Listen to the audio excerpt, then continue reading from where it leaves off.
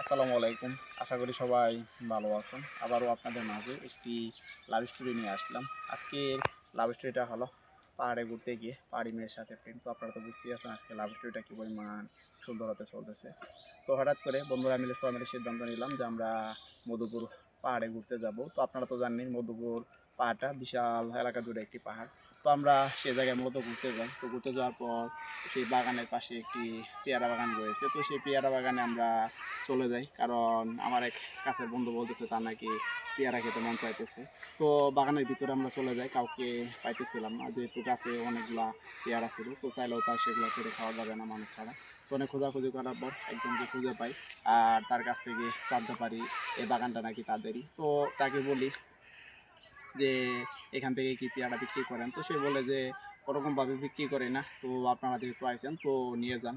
তো সেই গাছ থেকে আমাদেরকে পারতে বলে যে আপনাদের যা পছন্দ হয় 2টা করে পেয়ারা নেন, যেহেতু আপনারা 4 জন আছেন।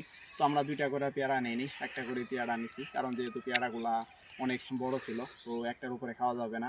তো এরই মাঝে কথা বলতে বলতে তার সাথে হঠাৎ করে আমি তাকে বলে ফেলি যে আপনি এত সুন্দর কেন, আর আপনার বাসা কই।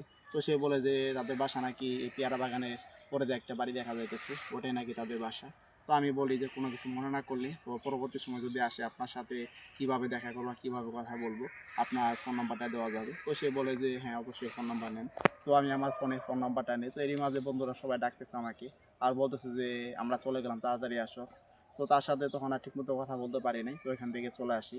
তো বাড়িতে আসার পর থেকেই তার সাথে ফোনে মাঝে মাঝে কথা বলতাম। তার 6 থেকে 7 দিন পরে আবার তাদের দিকে ঘুরতে যাই। মূলত তাদের দিকে ঘুরতে যাওয়ার উদ্দেশ্য একটাই ছিল, তাকে দেখতে যাওয়ার জন্য। তো এরপরে কীভাবে তাকে প্রপোজ করলাম আর সে রাজি হলো কিনা, এগুলো অবশ্যই আপনাদের মাঝে পরবর্তী কোনো লাভ স্টোরিতে দিয়ে দিব।